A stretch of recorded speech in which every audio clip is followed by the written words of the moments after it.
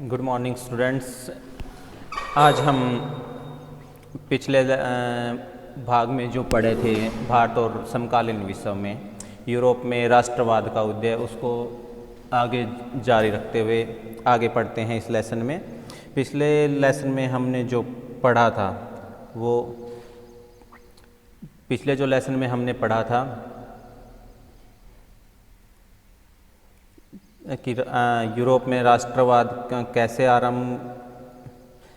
आरंभ हुआ या फ्रांस की क्रांति के बारे में पढ़ा। उसके बाद जो कुछ था यूरोप के जो नक्शे में देश में वहाँ पर जो विविधता थी उसके बारे में पढ़ा। उसके बाद आगे पढ़ते हैं कि एक देश में इतनी विविधता होते हुए राष्ट्रवाद का विचार को जो आगे बढ़ाने की जो एकता थी वो आसानी से नहीं मिल सकती थी, और इस विचार को कैसे राष्ट्रवाद के तौर पर उभारा वो आज हम पढ़ेंगे। तो आइए आरंभ करते हैं यूरोप में राष्ट्रवाद का निर्माण। यूरोप में राष्ट्रवाद का निर्माण के दौरान कुलीन वर्ग और नया मध्य वर्ग जो था, सामाजिक रूप से जो पहले जो था जमीन का, सामाजिक और राजनीतिक रूप से जो जमीन का जो मालिक कुलीन वर्ग जो था यूरोप का, वो बहुत शक्तिशाली और ये कहे कि प्रभावशाली वर्ग था। इस वर्ग के जो सदस्य थे वो एक साझा जीवन शैली से बंधे हुए थे, मतलब ये कहें कि एक समान रूप से रहने वाले थे। उनकी जो संस्कृति थी वो एक समान सी थी। उनके जो सांस्कृतिक रूप से जो भी कार्यक्रम थे या जो रहने सहने के ढंग था वो लगभग एक जैसे थे। वो एक जैसी जीवन शैली में बंधे हुए थे। जो क्षेत्रीय जो विभाजनों की जो आर पार व्याप्तता थी वो ग्रामीण इलाकों में जायदाद और शहरी क्षेत्रों में हवेलियों के मालिक थे। राजनीतिक कार्यों के लिए जो उच्च वर्ग उच्च वर्गों के बीच वे फ्रेंच भाषा का प्रयोग करते थे। उनके परिवारों जो अक्सर जो थे उनके परिवार वो आपस में वैवाहिक संबंधों में जुड़े हुए थे। मगर जो शक्तिशाली कुलीन वर्ग था वो एक संख्या के हिसाब से बहुत छोटा वर्ग था, और जनसंख्या के जो ज़्यादातर जो लोग थे वो किसान थे।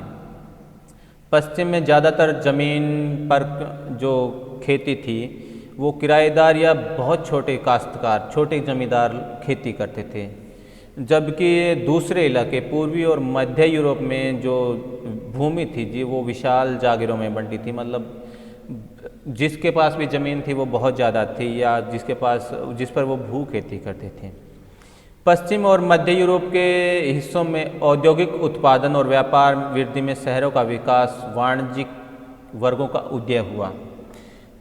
तो इसके आज हम जो आरंभ पढ़ने जा रहे हैं वो कुलीन जो वर्ग था यूरोप का वो बहुत थोड़ा शक्तिशाली और ये कहे कि प्रभावशाली वर्ग था। इस वर्ग के जो सदस्य थे या इस वर्ग में जो भी कोई लोग आते थे वो एक समान सांस्कृतिक रूप से एक जीवन की शैली में जुड़े हुए थे।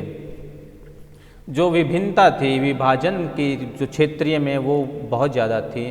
ग्रामीण इलाकों में जो जायदाद और शहरी क्षेत्रों में जो हवेलियों के मालिक थे। राजनीतिक कार्यों के लिए ऊंचे वर्ग के लोग फ्रेंच भाषा का प्रयोग करते थे। उनके जो विवाह संबंध थे वो आपस में जुड़े हुए थे। वो उच्च वर्ग के लोग के विवाह संबंध भी आपस में जुड़े थे। लेकिन सबसे बड़ी समस्या ये थी कि ये जो वर्ग था वो बहुत छोटा था। ठीक है, और इस छोटे समूह के ज़्यादातर लोग जो हैं वो खेती का कार्य करते थे। पश्चिम में ज़मीन पर जो खेती करते थे वो या तो किराएदार थे या ये कहें कि छोटे काश्तकार थे जो थोड़ी ज़मीन पर करते थे। जबकि दूसरे इलाकों में पूर्वी और मध्य यूरोप में जो ज़मीनें थी वो विशाल जागीरों में बटी थी जिस पर उनके गुलाम ही खेती करते थे।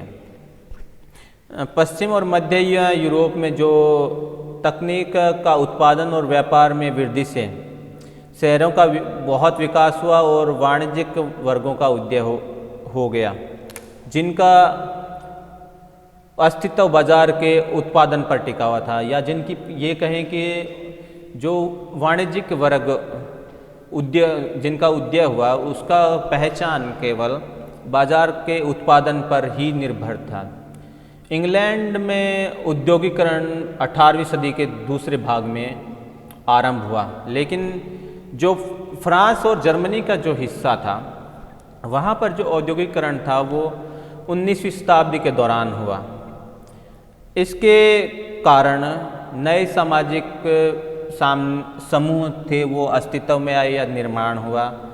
श्रमिक वर्ग के लोग और मध्यम वर्ग जो उद्योगपति, व्यापारियों और सेवा क्षेत्र के लोगों से बने हैं। मध्य और पूर्वी यूरोप में अनेक समूह का आकार 19वीं सदी तक बहुत छोटा था। कुल इन विशेष अधिकारों की समाप्ति के बाद शिक्षित और उदारवादी मध्य वर्गों के बीच राष्ट्रीय एकता के विचार लोकप्रिय हुए। ठीक है, तो जो छोटा जैसे ही औद्योगिकरण का आरंभ हुआ तो कुछ नए समूह लोगों के सामने आ गए, या ये कहें कि एक देश के अंदर एक नया समूह का उदय हुआ जिनका जो अस्तित्व था या जिनकी पहचान थी वो बाजार के उद्योग पर, उत्पादन पर टिकी हुई थी। इंग्लैंड में औद्योगिकरण आपको बता दिया गया है कि 18वीं सदी के दूसरे भाग में आरंभ हो गया था, लेकिन जो फ्रांस और जर्मनी जैसे देश है वहाँ पर जो औद्योगिकरण है वो 19वीं शताब्दी में हुआ। इसके कारण बहुत से नए सामाजिक अस्तित्व में या नए तौर पर उभर कर सामने आए। इनका आकार 19वीं सदी तक बहुत छोटा था।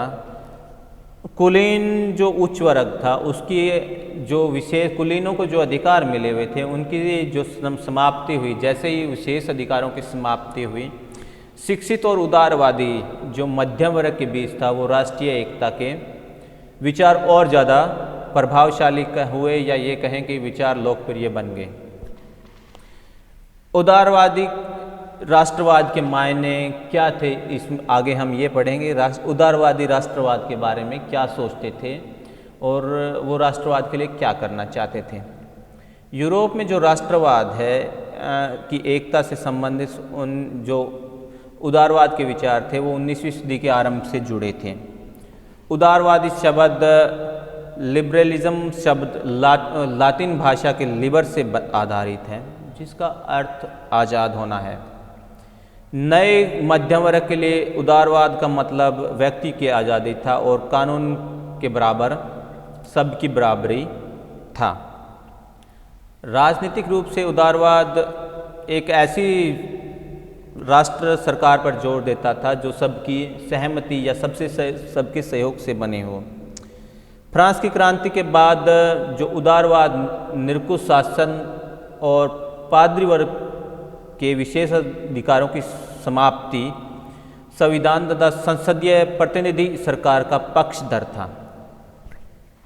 उदारवाद जो सोचते थे वो उसका पहले बात तो उदारवाद शब्द का अर्थ होता है आज़ादी। ये लातिन भाषा के लीबर शब्द से निकला हुआ है और इसका जो अर्थ होता है वो होता है कि कानून के बराबर सब बराबर होते हैं।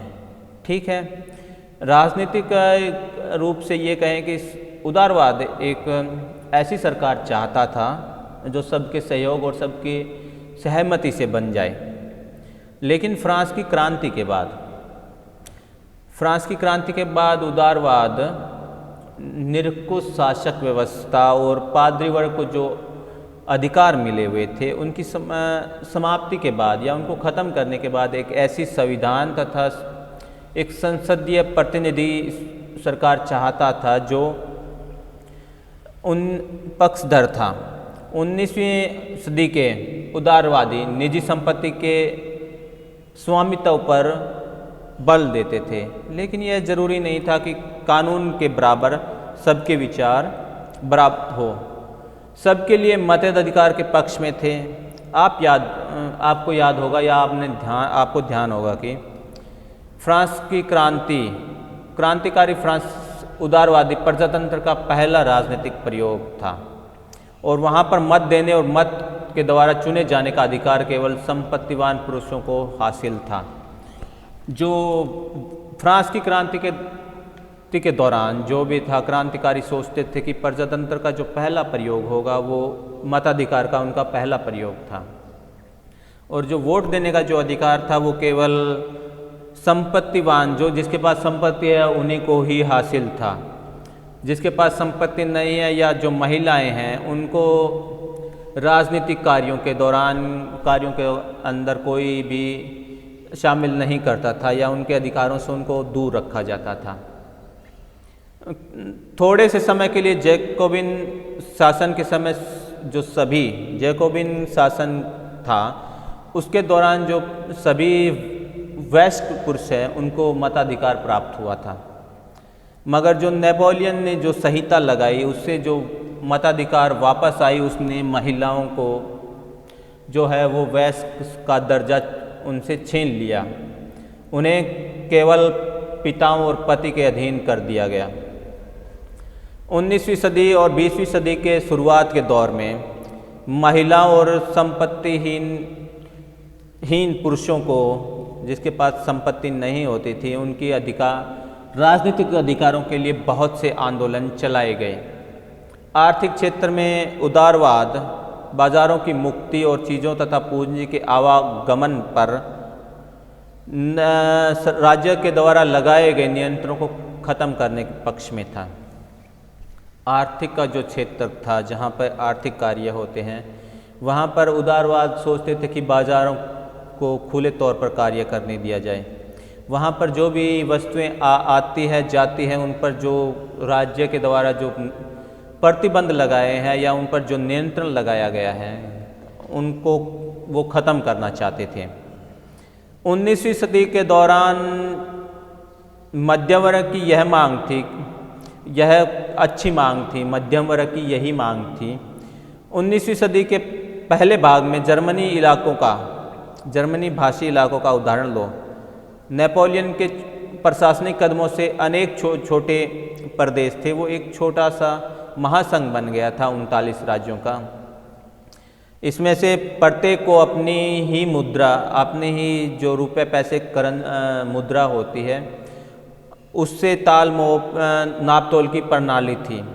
1833 में हैम्बर्ग से न्यूरम्बर्ग जाकर माल बेचने वाले 1833 में एक राज्य से हैम्बर्ग से दूसरे राज्य तक जाने पर एक व्यापारी को जो कर है, सीमा शुल्क जो कर होता है, वो 11 जगह देना पड़ता था और हर बार जो वस्तु होती थी उसका 5% देना पड़ता था। अनुमान लगाइए आप, अगर 11 जगह से एक वस्तु जाती है और उसको हर जगह 5% कर देना पड़ रहा है तो, और जो कर था वो जो था उसकी सीमा का वजन या भार के अनुसार लगाते थे और सबकी अपनी अपनी जो वह नाप तोल की जो व्यवस्था थी वो सबकी अलग अलग थी। तो एक जो व्यापारी है वो या एक जो मध्यम वर्ग का जो व्यक्ति सामान लेके जा रहा है उसके ऊपर कितना बोझ आ जाएगा, आप अंदाज़ा लगाइए।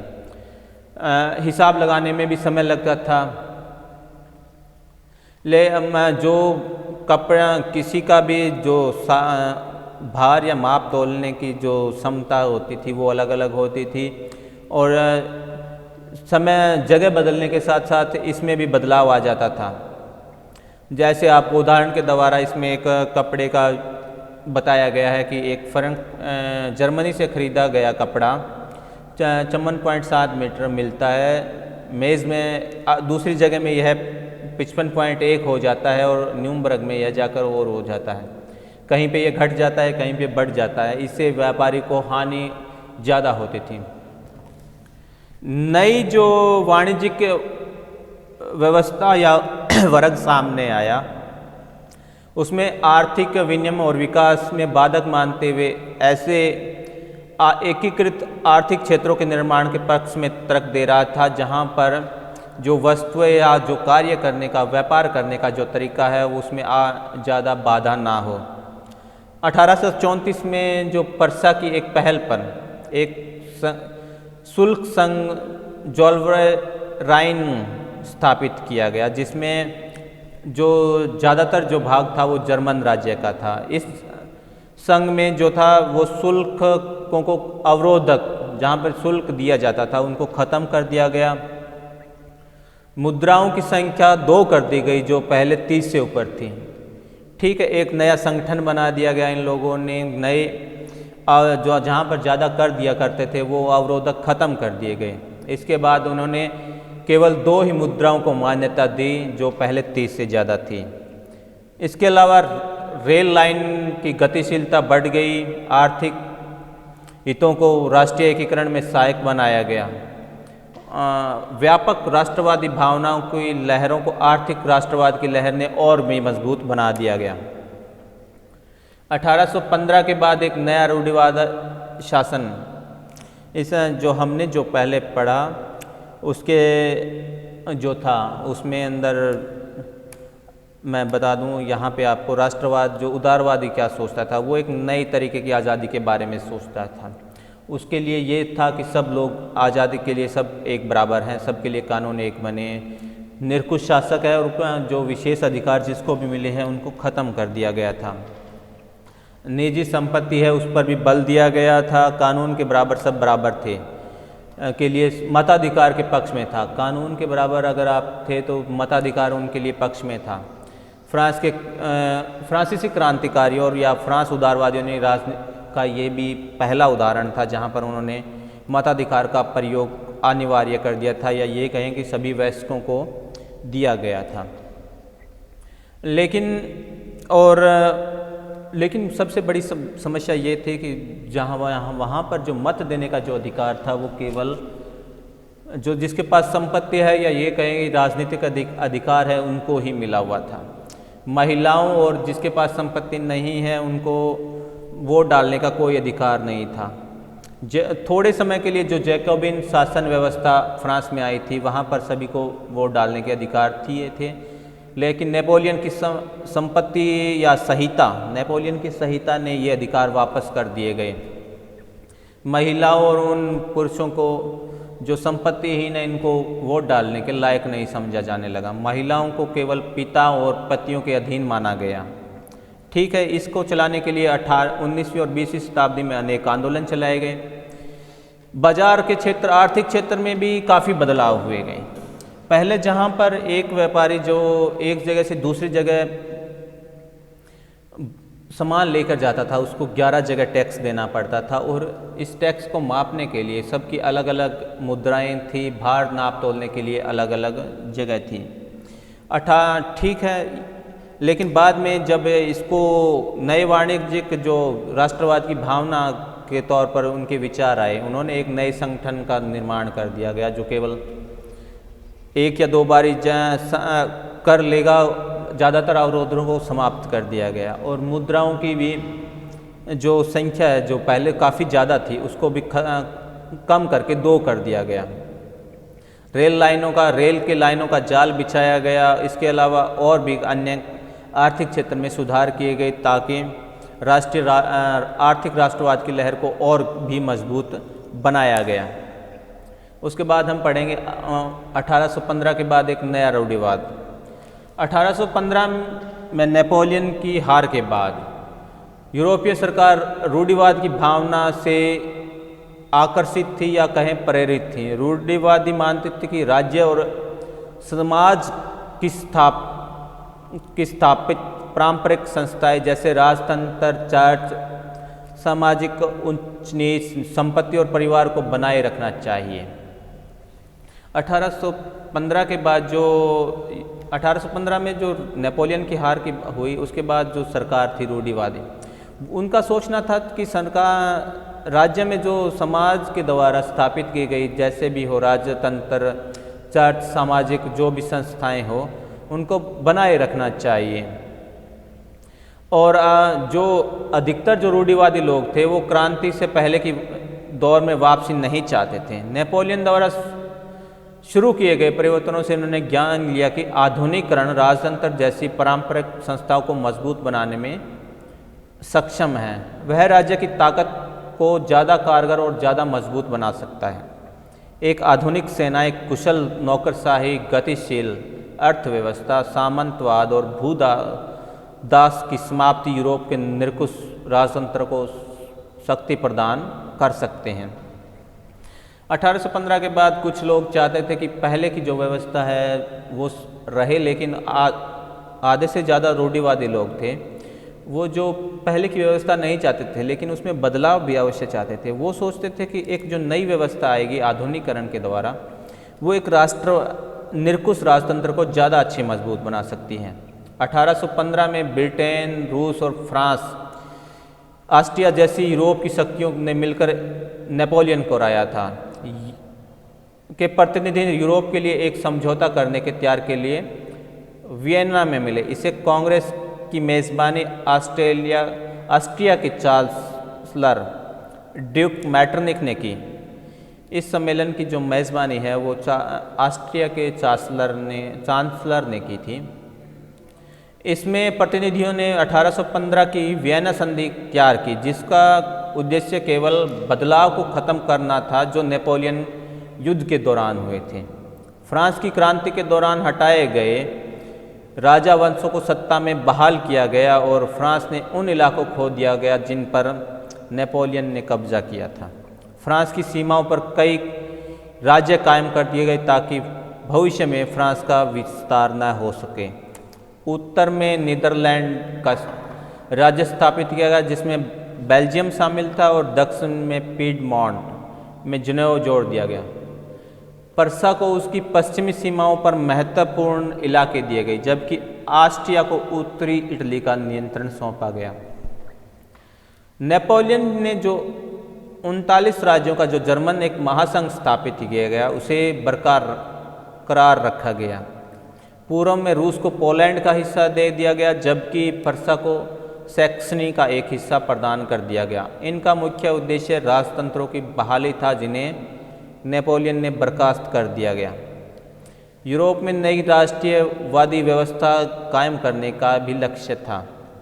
1815 में रूढ़िवादी शासन व्यवस्था निरंकुश थी। वे आलोचना और असहमति बर्दाश्त नहीं कर सकती थी। उन्हें उन गतिविधियों को दबाना चाहा जो एक सरकार की वैधता पर सवाल उठाती है। ज़्यादातर सरकारों ने सेंसरशिप के नियम बनाए, जिनका उद्देश्य अखबार, किताब और नाटकों में उन गीतों में व्यक्त उन बातों पर नियंत्रण लगाना था जो फ्रांस की क्रांति के जुड़े स्वतंत्र और मुक्त विचारों से झलकते थे। लेकिन फिर भी फ्रांस की क्रांति के स्मृति उदारवादियों को लगातार प्रेरित कर रही थी। नई राष्ट्रवादी व्यवस्था की आलोचक उदारवादी राष्ट्रवाद द्वारा एक मुख्य मुद्दा था प्रेस की आज़ादी। उसके बाद हम क्रांतिकारी के बारे में पढ़ेंगे। 1815 के बाद वर्षों में दमन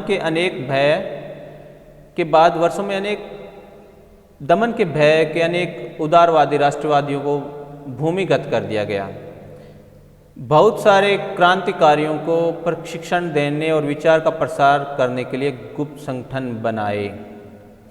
उस समय क्रांतिकारी होने का मतलब राजतंत्रीय व्यवस्था का विरोध करने से था, जो वियना कांग्रेस के बाद स्थापित की गई थी। साथ ही स्वतंत्र और मुक्ति के लिए प्रतिबद्ध होना और संघर्ष करना क्रांतिकारी होने के लिए जरूरी था। 1815 के बाद जो भी था वो दमन का समय था। अनेक जो उदारवादी क्रांतिकारी थे या राष्ट्रवादी थे, उन्हें या तो ख़त्म कर दिया गया या उन्हें एक जगह से दूसरी जगह भूमिगत कर दिया गया। बहुत से अन्य क्रांतिकारियों को प्रशिक्षण दिया गया और उन्हें राष्ट्रवाद के जो विचार थे उनको बढ़ाने के लिए अनेक गुप्त संगठन सामने भी उभर कर सामने आए। उस समय जो क्रांतिकारी होने का जो मतलब था, ये कहें कि जो व्यक्ति क्रांतिकारी का ठप्पा लग जाता था, उसको यही माना जाता था कि वो केवल राजतंत्रीय व्यवस्थाओं का विरोध करने से था, जो कांग्रेस की स्थापना के बाद की गई थी। साथ ही स्वतंत्रता और मुक्ति के लिए प्रतिबद्ध होना भी उनके लिए जरूरी था और ज़्यादातर राज्यों की स्थापना को आज़ादी के लिए इस संघर्ष का अनिवार्य हिस्सा भी मानते थे। ऐसा ही एक व्यक्ति था जिसे इटली का क्रांतिकारी जूसेप मैत्सनी, इसका जन्म भी 1807 में हुआ और वह कानोबरी संगठन का गुप्त सदस्य बन गया। 24 साल की अवस्था में, युवावस्था में वह लिगुरिया में क्रांतिकारी के लिए उसे बहिष्कृत कर दिया गया, बाहर निकाल दिया गया। उसके बाद उसने 2 और नए संगठनों की स्थापना की। पहला था इटली में मर्सेई में यंग, और दूसरा इटली में और दूसरा ब्रन में यंग। यूरोप जिसके सदस्य थे पोलैंड, इटली, फ्रांस और जर्मन राज्यों में समान विचार रखने वाले विचार थे। मैथ्सनी का विश्वास था कि ईश्वर की मर्जी के अनुसार राष्ट्र के मनुष्य की एक प्राकृतिक इकाई थी, अतः इटली राज्यों और प्रदेशों के पैबंदों की तरह नहीं रह सकता। उसे जोड़कर राष्ट्रों के व्यापक गठबंधन के अंदर एकीकृत गणतंत्र बनाना था। इटली का यह व्यक्ति इस ज्यूसेप मैथ्सनी, इसका जन्म 1807 में हुआ। वो कुछ एक संगठन कॉर्नोबेरिनारी के गुप्त संगठन का सदस्य था। 24 साल की अवस्था में उसे भी लिगुरिया क्रांतिकारी के लिए उसे बाहर कर दिया गया था, बहिष्कृत कर दिया गया। उसके बाद 2 और उसने संगठन बनाए गए। उसका विचार था कि इटली है ना, वो छोटे छोटे टुकड़ों में बनकर नहीं रह सकता। उसका मानना था कि इटली को भी दूसरे राष्ट्रों की तरह एक एकीकृत गणतंत्र बनना चाहिए। यह एकीकरण की ही इटली की मुक्ति का आधार हो सकता है। उसकी मॉडल की देखा देखी, या कहें कि उसको देखा देखी जर्मनी, फ्रांस, स्विट्जरलैंड और पोलैंड में अनेक ऐसे संगठन स्थापित हो गए जो भी एक एकीकरण राष्ट्र की सपना देखते थे। ठीक है, अपने सोपन से मैथ्स ने रूढ़िवादियों को हरा दिया। मैटरनिक ने उसे हमारी सामाजिक व्यवस्था का सबसे बड़ा खतरनाक दुश्मन बताया है। उसके बाद पढ़ते हैं हम क्रांतिकारियों का युग जो 1830 से 1848 तक था। जैसे जैसे रूढ़िवादी व्यवस्था ने अपनी ताकत को और मजबूत करने के लिए कोशिश की, यूरोप के अनेक क्षेत्रों में उदारवाद और राष्ट्रवाद को क्रांति से जोड़कर देखे जाने लगा। इटली और जर्मनी के राज्य, ऑटोमन साम्राज्य के सूबे, आयरलैंड और पोलैंड के कुछ ऐसे क्षेत्र थे जहां पर क्रांतिकारियों का नेतृत्व उदारवादी राष्ट्रवादियों ने किया। ये जो थे ये मध्यम वर्गीय और पढ़े लिखे लोग थे, जिसमें से कोई प्रोफेसर, स्कूली क्लर्क और वाणिज्य व्यापार में लगे लोग थे।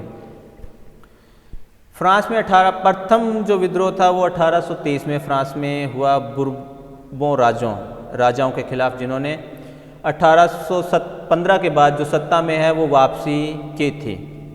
उन्हें उदारवादी क्रांतिकारियों ने उखाड़ कर फेंक दिया। उनकी जगह एक नए राज्य का निर्माण किया गया जिसका अध्यक्ष था लुई फिलिप। मैटरनिक ने एक बार यह कहा था कि जब भी फ्रांस को बुखार या छींकता है तो बाकी यूरोप को सर्दी जुकाम हो जाता है। जुलाई क्रांति से ब्रसेल्स में भी विरोध भड़क गया, जिसके फलस्वरूप यूनाइटेड किंगडम ऑफ नीदरलैंड से अलग हो गया। ठीक है, 1830 के 15 इसके नेपोलियन हारने के बाद बुर्बावर्स वापस आ गए, लेकिन 1830 की क्रांति के बाद उन्हें भी वापस उखाड़कर फेंक दिया गया और एक नया संवैधानिक राष्ट्र बनाया गया, जहां पर एक नया व्यवस्था लागू की गई और इसका अध्यक्ष जो था वो लुई फिलिप्स था। उसके बाद मैटरनिक ने भी फ्रांस के बारे में एक बड़ी दिलचस्प बात कही थी कि जब फ्रांस छींकता है तो बाकी यूरोप को सर्दी जुकाम हो जाता है, मतलब फ्रांस में जो कुछ भी होगा उसका असर बाकी यूरोप को भी देखने को मिलेगा।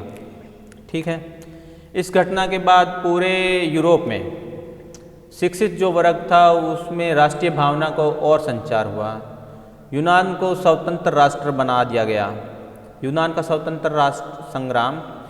फ्रांस 15वीं सदी से यूनान ऑटोमन साम्राज्य का हिस्सा था। यूरोप में राष्ट्रवाद क्रांति प्रगति से यूनानी आज़ादी के संघर्ष के लिए 1821 में आरंभ हो गया। यूनान में राष्ट्रवादियों को निर्वासन में रह रहे यूनानियों के साथ पश्चिमी अनेक लोगों को समर्थन मिला जो यूनानी संस्कृति के प्रति अपनी सहानुभूति रखते थे। कवियों और कलाकारों ने यूरोपीय सभ्यता का पालना बताकर प्रशंसा की और एक मुस्लिम साम्राज्य के विरुद्ध यूनान के लोगों को इकट्ठा किया और उनको जनमत बनाया। अंग्रेज़ कवि लॉर्ड बायरन ने धन इकट्ठा किया और बाद में युद्ध लड़ने भी गए, जहां 1824 में उसकी मृत्यु हो गई। 1832 में यूनान स्वतंत्र राष्ट्र बन गया। 1830 के बाद इसमें फ्रांस में भी बदलाव आया, जहां पर बुर्बा वंश खत्म हो गए। यूनान का इसमें जो स्वतंत्र राष्ट्र की जो भावना थी वो पढ़े लिखे और मध्यम वर्ग में जो लोग शामिल थे उन्होंने इसको ज़्यादा आगे बढ़ाने का कार्य किया गया। 1821 में यूनान का स्वतंत्रता आंदोलन भी आरंभ हो गया, जहां पर उन्हीं लोगों ने मदद की जो पढ़े लिखे थे, मध्यम वर्ग के थे। इसके अलावा यूरोप के अंदर जो यूनान की संस्कृति से प्रभावित थे या उनसे लगाव रखते हैं, उन लोगों ने भी ऐसे यहाँ पर यूनान के क्रांतिकारियों की मदद की। और एक अंग्रेज़ कवि ने लॉर्ड बायरन ने इसके लिए धन भी जुटाया, लेकिन 1824 में उसकी मौत हो गई और 1832 में यूनान एक नया स्वतंत्र राष्ट्र बन गया। रोमानी कला और राष्ट्रीय भावना। राष्ट्रवाद का विकास जो होता है वो केवल युद्ध, लड़ाई और क्षेत्रीय विस्तार से नहीं हुआ। उसके लिए एक हमारी जो संस्कृति होती है वो भी बहुत अच्छी भूमिका निभाती है। कला, काव्य, कहानियाँ, किस्सों और संगीत ने भी राष्ट्रवाद की भावना को गढ़ने में अच्छा खासा योगदान दिया। रोमानीवाद को देखते हैं, ऐसा आंदोलन था जहाँ पर एक खास तरह की राष्ट्रीय भावना को विकास करना था, जो आमतौर पर कलाकारों और कवियों में तर्क वितर्क के आधार पर ये सब कुछ कार्य करें। तो बच्चों आज के लिए इतना ही। आगे हम जो अगला वीडियो आएगा उसमें रोमानी कलाओं और राष्ट्रीय भावनाओं पर कैसे रोमानी कलाओं ने इसमें योगदान दिया वो पढ़ेंगे। धन्यवाद।